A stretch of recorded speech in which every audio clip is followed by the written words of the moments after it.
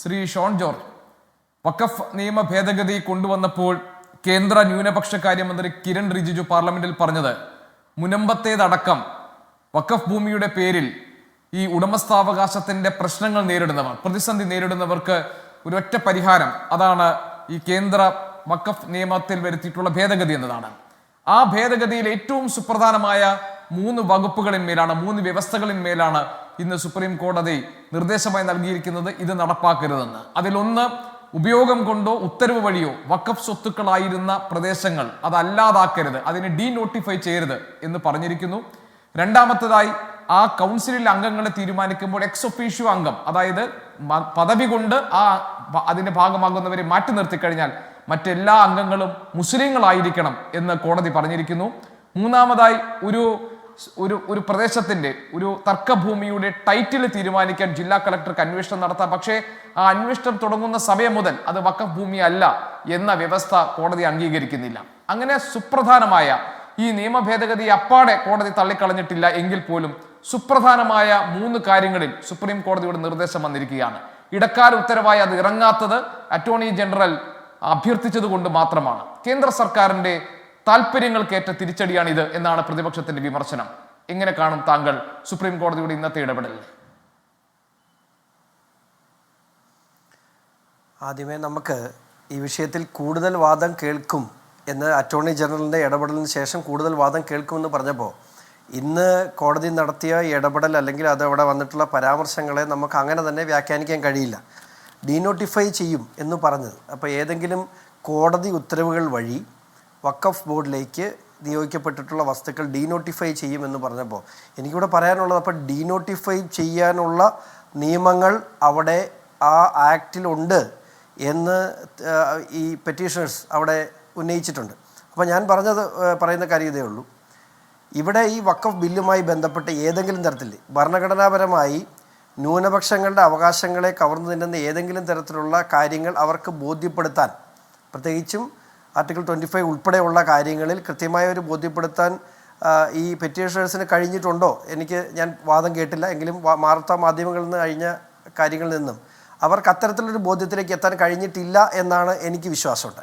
അപ്പം അതുകൊണ്ട് ഏതെങ്കിലും തരത്തിൽ എന്തുദ്ദേശത്തോടു കൂടി ഈ ആക്ട് നിലവിൽ വന്നോ, അല്ലെങ്കിൽ എന്തുദ്ദേശത്തോടു കൂടി കേന്ദ്ര സർക്കാർ ഈ ആക്ട് രൂപീകരിച്ചോ, അതിൽ നിന്നും ഏതെങ്കിലും തരത്തിൽ കേന്ദ്ര സർക്കാരിൻ്റെ നിലപാടിനൊരു തിരിച്ചടി ഇവിടെ ഉണ്ടായതായിട്ട് എനിക്ക് തോന്നുന്നില്ല. ഒരു കാര്യം ആദ്യം തന്നെ പറയട്ടെ, ഈ വഖഫ് ആക്ട് വഴി ഏതെങ്കിലും തരത്തിൽ വഖഫ് ചെയ്യപ്പെട്ടിട്ടുള്ള സ്വത്തുക്കൾ അത് പിടിച്ചു വാങ്ങി സർക്കാരിലേക്ക് എത്തിക്കാനുള്ള എന്തെങ്കിലും നിർദ്ദേശം ഈ ആക്ടിനകത്തുണ്ടോ? ഇല്ല. പക്ഷേ ഈ വഖഫ് സ്വത്തുക്കളുടെ കൃത്യമായ മേൽനോട്ടവും അതിന്റെ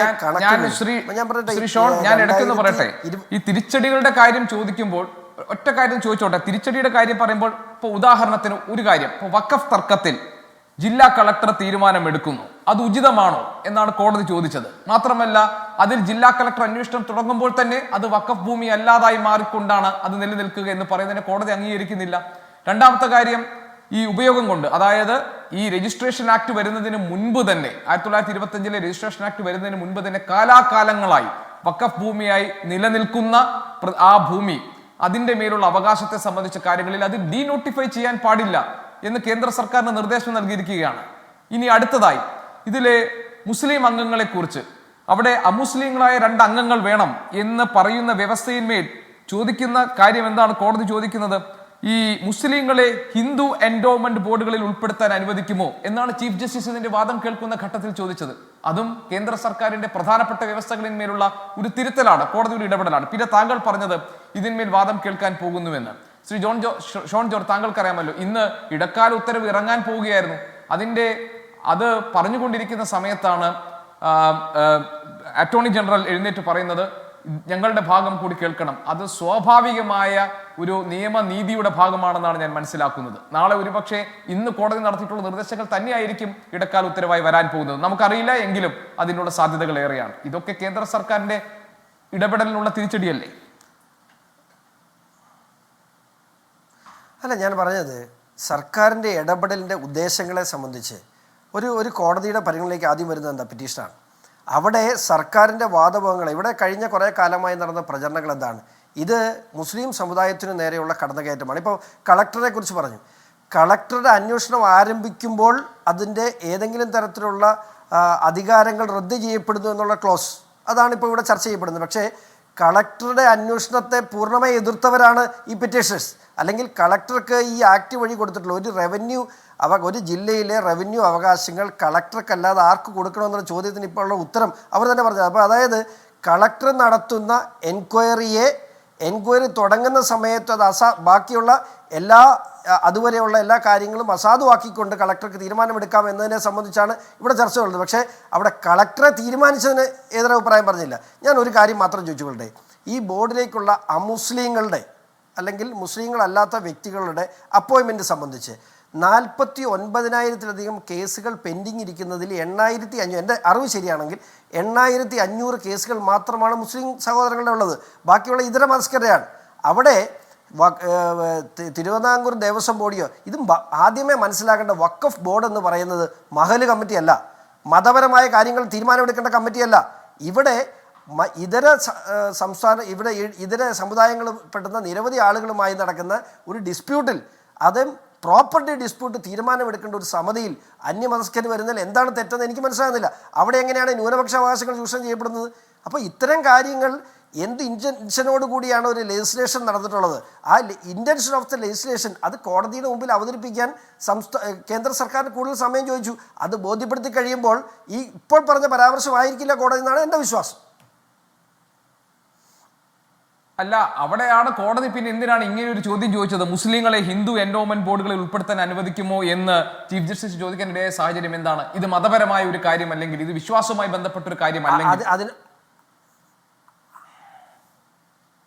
അവിടെയാണല്ലോ കോടതിയുടെ മുമ്പിൽ മാത്രമല്ല ഇന്ത്യ മഹാരാജ്യം മുഴുവൻ കോൺഗ്രസും ഇടത് സംഘടനകളും ഉൾപ്പെടെയുള്ള ആളുകൾ നടത്തിയ സമരം എന്താണ്? അവർ പറഞ്ഞതെന്താണ്? ഇത് മുസ്ലിങ്ങൾക്ക് നേരെയുള്ള കടന്നകയറ്റമാണ്, മുസ്ലിം വിശ്വാസങ്ങൾക്ക് നേരെയുള്ള കടന്നകയറ്റമാണ്. ഇവിടെ എവിടെയാണ് വഖഫ് ബോർഡ് മുസ്ലിം വിശ്വാസപരമായി എന്തെങ്കിലും തീരുമാനം, വഖഫ് പോട്ടെ ബാക്കി ഏതെങ്കിലും തരത്തിൽ വിശ്വാസപരമായ ഒരു തീരുമാനമെടുക്കുന്ന ബോർഡാണ് വഖഫ് ബോർഡെന്ന് ഈ പാനലിലുള്ള ആരെങ്കിലും ഒന്ന് പറയട്ടെ, അല്ലെങ്കിൽ ആരെങ്കിലും ഇതിനെക്കുറിച്ച് അതല്ല. പക്ഷേ ഇവിടെ എന്താണ്? അമ്പല കമ്മിറ്റിയിലേക്ക് അന്യമതസ്ഥരെ വെക്കുവോ, പള്ളി കമ്മിറ്റിയിലേക്ക് അന്യമതസ്ഥരെ വെക്കുവോ? അത് തന്നെ ഞാൻ ചോദിക്കുന്നു. മഹൽ കമ്മിറ്റിയിലോട്ട് അന്യമതസ്ഥരെ വെക്കാൻ ഈ ആക്ടിൽ പറഞ്ഞിട്ടുണ്ടോ? ഇല്ല. വഖഫ് ബോർഡിനെ സംബന്ധിച്ച് വഖഫ് ബോർഡിനെ കെട്ടിക്കിടക്കുന്ന കേസുകളിൽ 20% മാത്രമാണ് മുസ്ലിങ്ങളുമായിട്ടുള്ള കേസ്, ബാക്കിയുള്ള ഇതര മതക്കാരുമാണ്.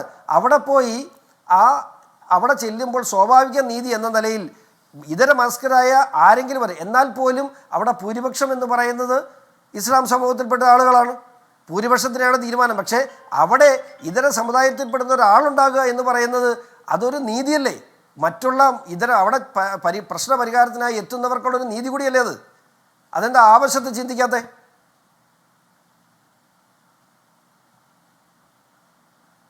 അല്ല, ഞാൻ ചോദിക്കുന്ന രണ്ട് കാര്യങ്ങളാണ്. ഒന്നിപ്പോൾ ഈ എക്സ് ഒഫീഷ്യോ അംഗങ്ങളെ മാറ്റി നിർത്തിക്കഴിഞ്ഞാൽ പരമാവധി മറ്റ് 2 പേർ മുസ്ലിങ്ങളായിരിക്കില്ല എന്ന് ഉറപ്പ് നൽകാനാകുമോ എന്ന് ചീഫ് ജസ്റ്റിസ് കേന്ദ്ര സർക്കാരിനോട് ചോദിച്ചിട്ടുണ്ട്. ഇനി 100-200 കൊല്ലം മുമ്പ് വഖഫായി പ്രഖ്യാപിച്ച ഒരു സ്വത്ത് ഏറ്റെടുത്ത് വഖഫ് അല്ല എന്ന് എങ്ങനെ പറയാൻ കഴിയും എന്നാണ് ചീഫ് ജസ്റ്റിസ് ചോദിച്ചത്. അതായത് ഈ ഒരു നിയമ ഭേദഗതിയിലൂടെ കേന്ദ്ര സർക്കാർ രജിസ്ട്രേഷൻ ആക്ട് വരുന്നതിന് മുൻപുള്ള ഭൂമികളൊക്കെ വഖഫ് ഭൂമി അല്ലാതാക്കി മാറ്റാൻ നടത്തുന്ന നീക്കം കൂടിയാണോ എന്ന സുപ്രീം കോടതിയുടെ സംശയത്തിൽ നിന്നാണ് നിങ്ങൾക്ക് ആ കാര്യത്തിൽ എന്താണ് പറയാനുള്ളത് എന്ന് അറ്റോർണി ജനറൽ തുഷാർ മേത്തയോട് ചോദിച്ചത്. പക്ഷെ അദ്ദേഹത്തിന് അതിന് വ്യക്തമായ ഒരു മറുപടി ഉണ്ടായിരുന്നില്ല. വഖഫ് ഭൂമി എല്ലാം തന്നെ രജിസ്റ്റർ ചെയ്യപ്പെട്ടിട്ടുണ്ടെന്നുള്ള ഒഴുക്കൻ മറുപടിയാണ് അദ്ദേഹം വാദമുഖമായി ഈ കോടതിയിൽ അവതരിപ്പിച്ചത്. അപ്പോൾ ഭരണഘടനാ സാധുത തീർപ്പാക്കാതെ ഹൈക്കോടതികൾക്ക് തീരുമാനമെടുക്കാനാകില്ല എന്ന് CJI പറയുന്ന ഘട്ടമുണ്ട്. അതായത് ശ്രീ ഷോൺ, ഈ പ്രധാനപ്പെട്ട ഈ വ്യവസ്ഥകളിന്മേൽ സുപ്രീം കോടതി നടത്തിയിട്ടുള്ള നിർദ്ദേശങ്ങൾ, താങ്കൾ പറഞ്ഞതുപോലെ ഇടക്കാല ഉത്തരവ് വന്നിട്ടില്ല, ശരിയാണ്. ഈ നിർദ്ദേശങ്ങൾ അങ്ങനെ തന്നെ എടുത്താൽ കേന്ദ്ര സർക്കാർ കൊണ്ടുവന്നിരിക്കുന്ന ഭേദഗതിയിലെ പ്രധാനപ്പെട്ട ഭാഗങ്ങളിലാണ് കോടതി അഭിപ്രായം പറഞ്ഞിരിക്കുന്നത്.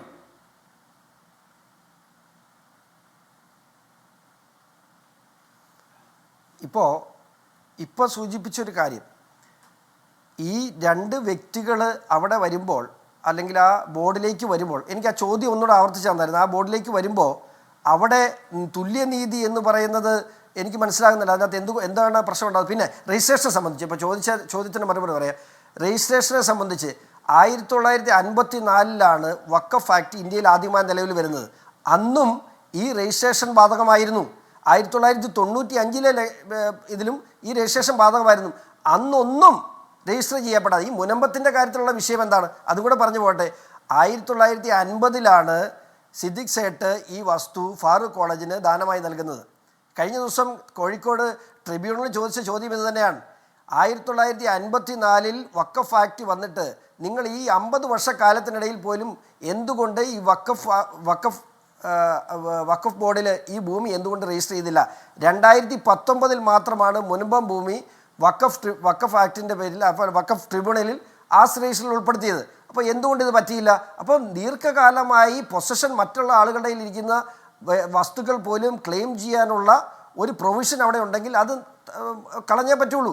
കാരണം ഈ 54 മുതൽ ഈ കാലം അത്രയായിട്ടും എന്തുകൊണ്ട് രജിസ്റ്റർ ചെയ്തില്ല എന്ന് പറഞ്ഞാൽ അവർക്ക് പ്രോപ്പറായിട്ട് രജിസ്റ്റർ ചെയ്യാൻ കഴിയില്ല. പക്ഷേ അത് വഖഫ് ബോർഡ് ക്ലെയിം ചെയ്യുന്നു, കൈവശം വെച്ചുകൊണ്ടിരിക്കുന്നു. ഈ നാട്ടിലൊരു നിയമമില്ലേ? ഈ നാട്ടിലൊരു ഭരണഘടനയില്ലേ? ആരുടെ കയ്യിലിരിക്കുന്ന വസ്തുവും ഇഷ്ടമുള്ള സമയത്ത് അക്വയർ ചെയ്യാം എന്ന നിലയിൽ ഭരണഘടനാ വിരുദ്ധമായൊരു നിയമമുണ്ടെങ്കിൽ അത് തിരുത്തുക തന്നെയല്ല ചെയ്യേണ്ടത്.